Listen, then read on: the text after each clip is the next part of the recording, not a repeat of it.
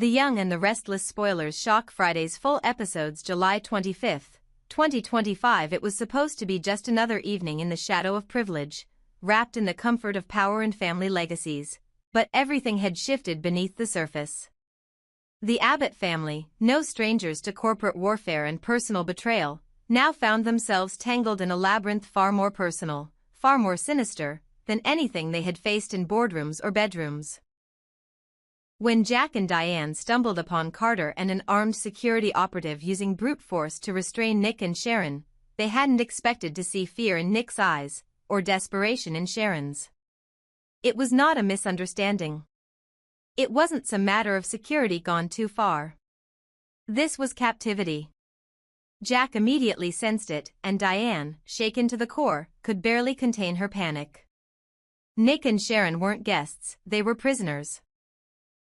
Back at the estate, after Carter had forced Nick and Sharon into a locked room without explanation, Sharon began to panic. The trauma of being confined triggered memories she had buried deep, being trapped in that sanitarium, manipulated, drugged, silenced. She pressed her back against the wooden wall, her breath quickening as the room spun. Nick, bleeding and battered, knew she was on the edge.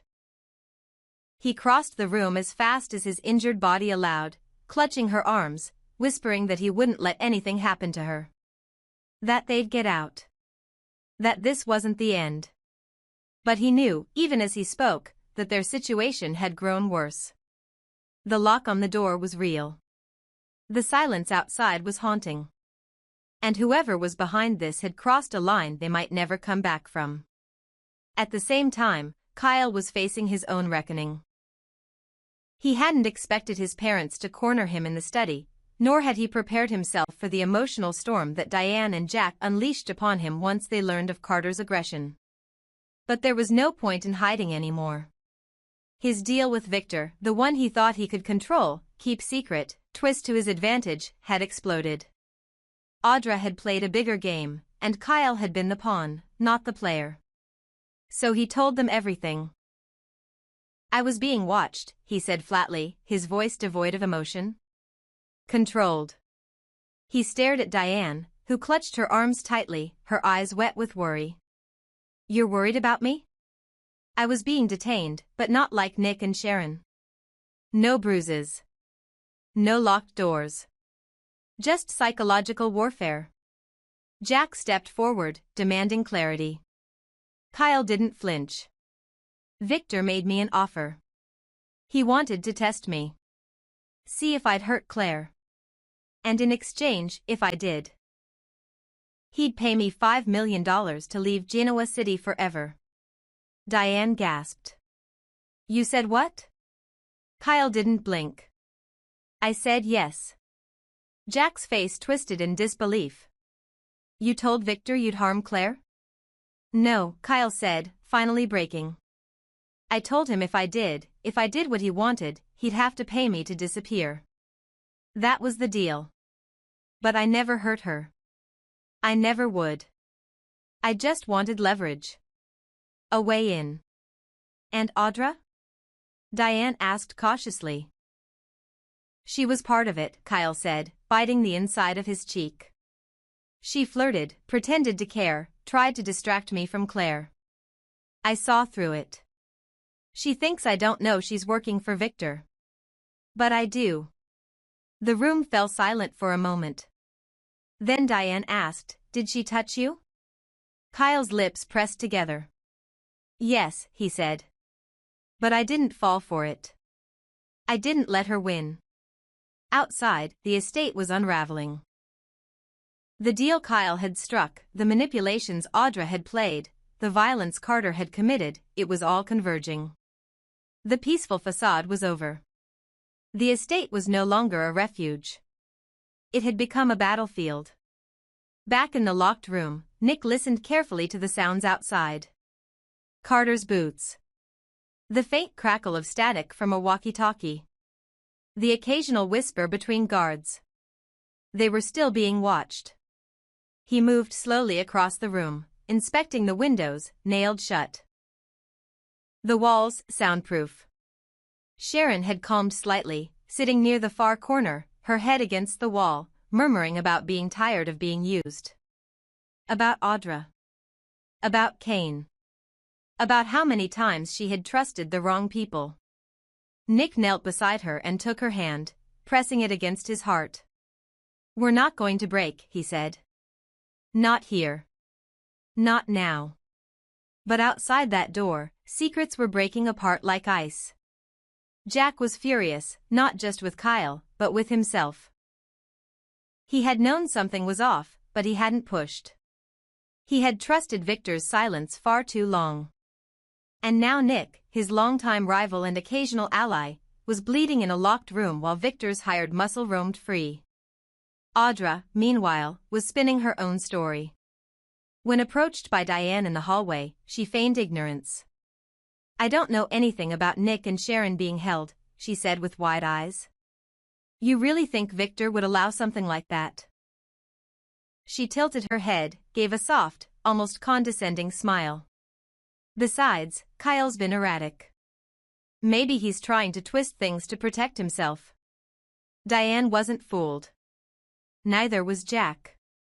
They walked away in silence, but the damage was done. Audra's lies were piling up, and Kyle had ripped the veil off the truth. She was in too deep now.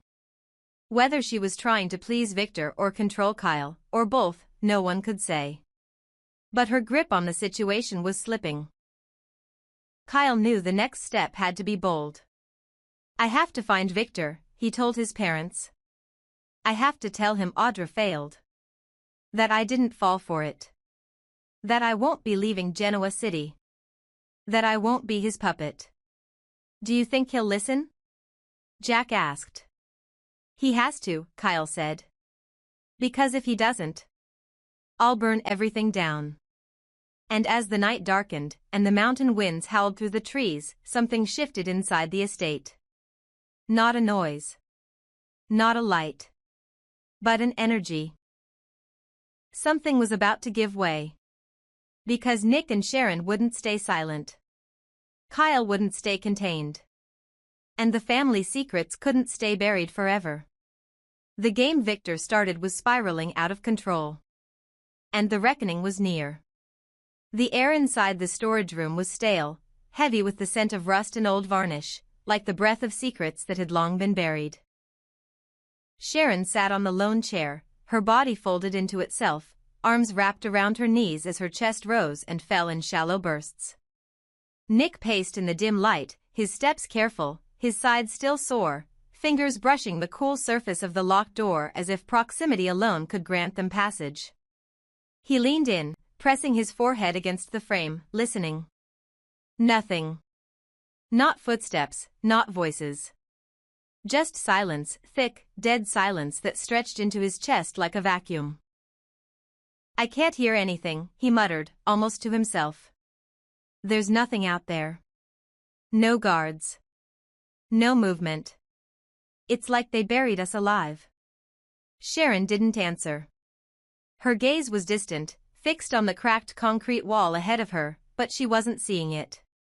She was seeing another place entirely. A padded room, a locked door, the echo of her own voice calling into the void. The images surged forward with brutal clarity. The fluorescent light above her head, the scent of antiseptic, the soft click of shoes in the hallway followed by silence. And worst of all, the knowledge that no one was coming. Not then. And maybe not now. Her hands trembled. Her lips parted but couldn't form words. She was slipping again, into the old panic, into that cage of memory where logic was drowned by fear. Nick saw it immediately and rushed to her side. "Hey," he said softly, kneeling in front of her. "Sharon. Look at me. You're here, not there. This isn't like before." Her voice cracked as she whispered, "It feels the same." "No, it's not. Back then, no one knew where you were. But now they do. Jack knows. Diane knows. People are looking for us." He took her hands, anchoring her to him. "This room, it's just another trick. Another mind game. We're going to get out of here. We've been through worse. But Cain, she said, her voice brittle with disbelief. I trusted him. I believed he had changed. So did I, Nick admitted. But we were wrong. And now we have to survive. He guided her through breathing exercises, counting each inhale, reminding her of who she was and everything she had overcome. Gradually, the tremor in her hands lessened, the tightness in her shoulders eased. But the pain lingered, not in her body, but in her heart, the knowledge that Cain, someone she once saw as decent, had orchestrated this. Elsewhere, inside the Abbott estate, Jack and Diane were pleading with Kyle, trying to pull him away from the edge he didn't seem to see. You can't go to Victor, Jack insisted. Not now. Not like this. Kyle's jaw was tight, his expression unreadable. You think I don't know what I'm doing? I understand better than anyone what Victor's capable of. But he crossed a line. He used Claire, used me, to manipulate her. That's not just business anymore. He's dangerous, Diane said, her voice shaking. He doesn't just destroy people. He erases them. I get it, Kyle snapped. But he hurt Claire. That's where I draw the line. And if that means I walk into the lion's den to tell him Audra failed, then so be it. I'll take the risk. Kyle, please, Jack said, his voice heavy with the weight of fatherhood. Don't become another pawn. Stay away from him, just for now. Let us find a way. But Kyle had already made his choice. Across the estate, Victor sat inside a dark SUV parked near the water reservoir, his eyes fixed on the faint glow of moonlight shimmering over the treetops. Audra approached with measured steps, slipping into the passenger seat like a thief. The interior was silent except for the low hum of the vehicle's power system. Well? Victor asked without turning. Audra adjusted her coat, her expression a mixture of confidence and calculation. We've had some heated moments. Kyle thinks he's leading.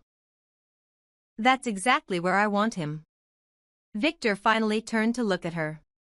The deal was simple, he said coldly. You seduce him. Break him. Make Claire see he's unworthy.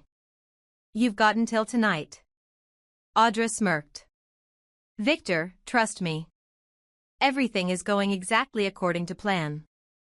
Trust is earned, he replied. And your window is closing. I'll handle it, she said. Kyle's emotions are boiling. He thinks I betrayed him, which means he'll be impulsive.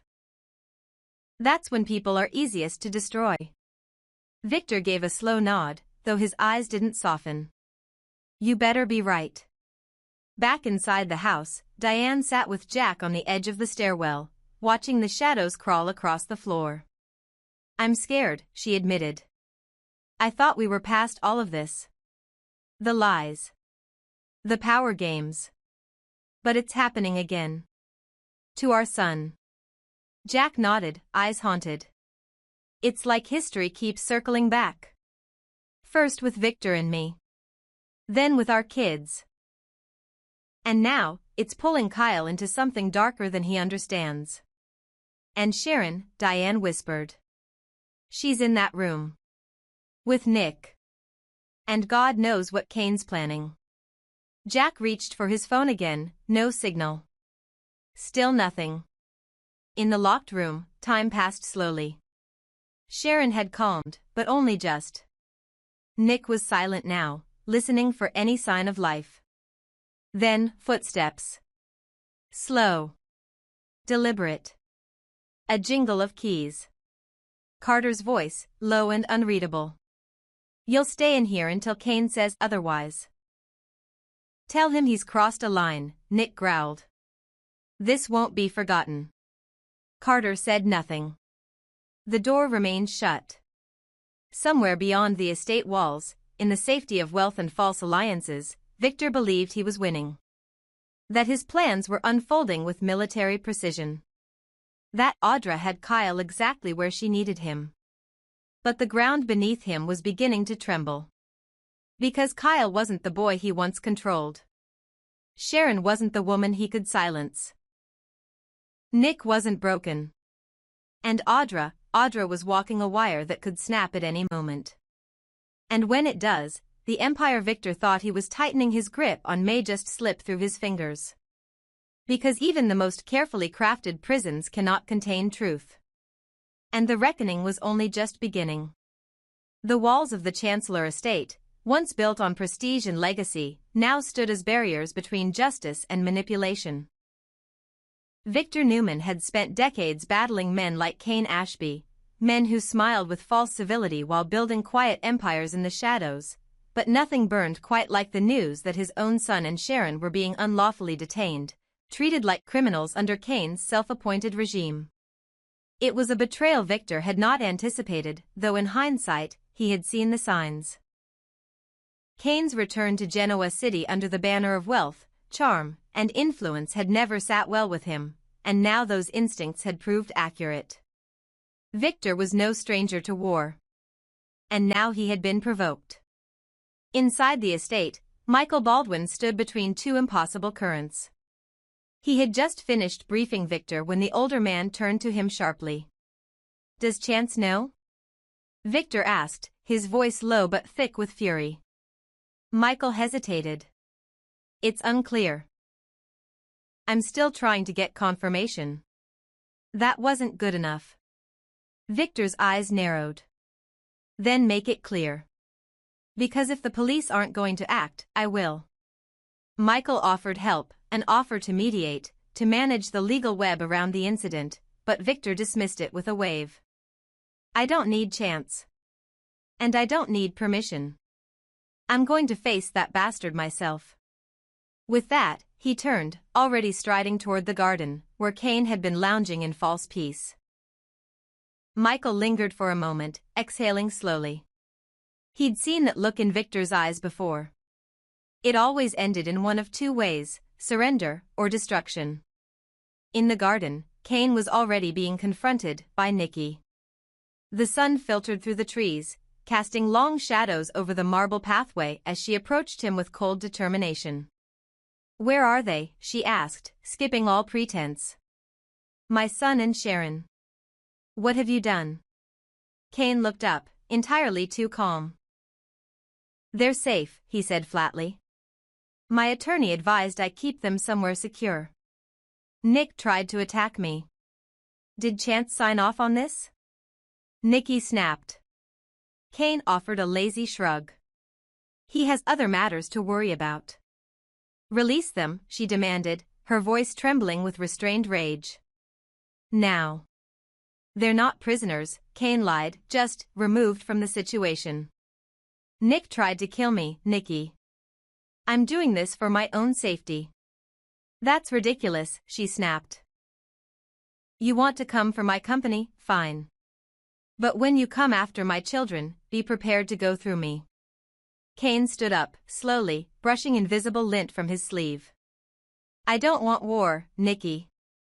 I just want Chancellor protected. And if I have to hold on to two threats until they come to their senses, so be it." Before she could reply, the air shifted.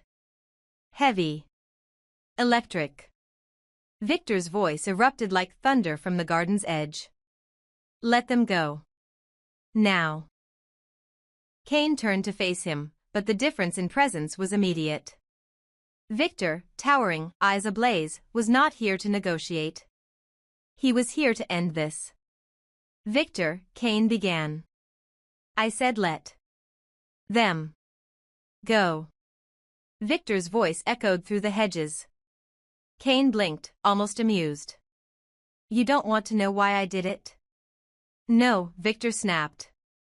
"Because I already know. You're using my son and Sharon as bargaining chips in some pathetic power grab over Chancellor. But let me remind you. This is not how things are done. Not in this town. Not with my family." Cain's smirk thinned.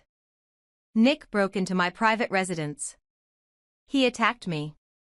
Sharon trespassed. I had every right to detain them." "Don't insult my intelligence," Victor growled. "You want Chancellor, but you don't have the leverage. So you took it." You stole it in the form of my son and his friend. And now, I'm giving you one chance, to undo that mistake. They're safe, Cain repeated. No harm will come to them. They're just being kept, spare me, Victor barked. You think you're untouchable because you've bought your way back into Genoa City? Because you've buried your past beneath custom suits and soft power? I built this city before you ever stepped into it. And I can bury you beneath it just as easily.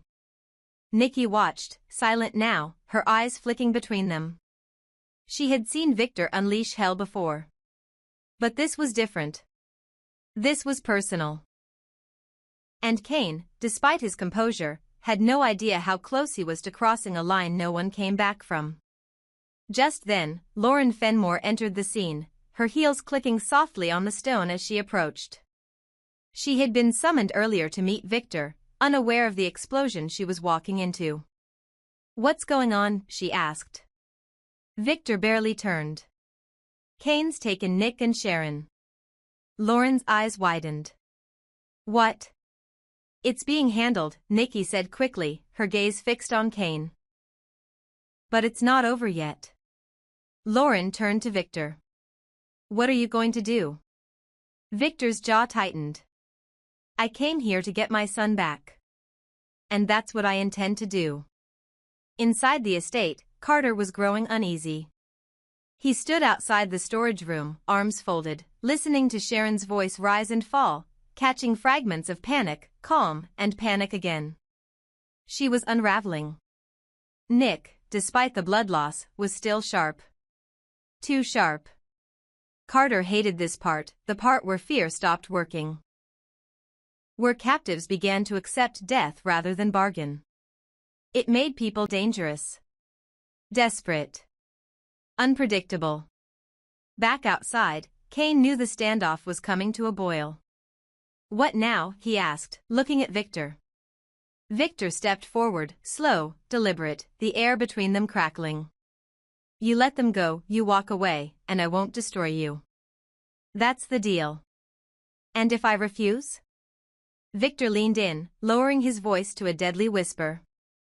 Then you'll understand exactly why no one crosses me. Cain looked away first. Minutes later, Carter received a call. His face paled. He turned the key. Inside the storage room, Sharon jolted as the door creaked open. Carter's face appeared, pale and sheepish. You're free to go, he muttered. Nick gritted his teeth. Took you long enough. As they emerged into the sunlight, blinking, broken but upright, they saw Victor standing on the garden path, Nikki at his side. He didn't speak. He didn't need to. Sharon rushed to him first. Then Nick. Victor finally turned back to Cain. You just started a war. I hope you have more than lawyers and excuses to protect you. Because the Newmans were coming. And Cain had made the mistake of drawing blood.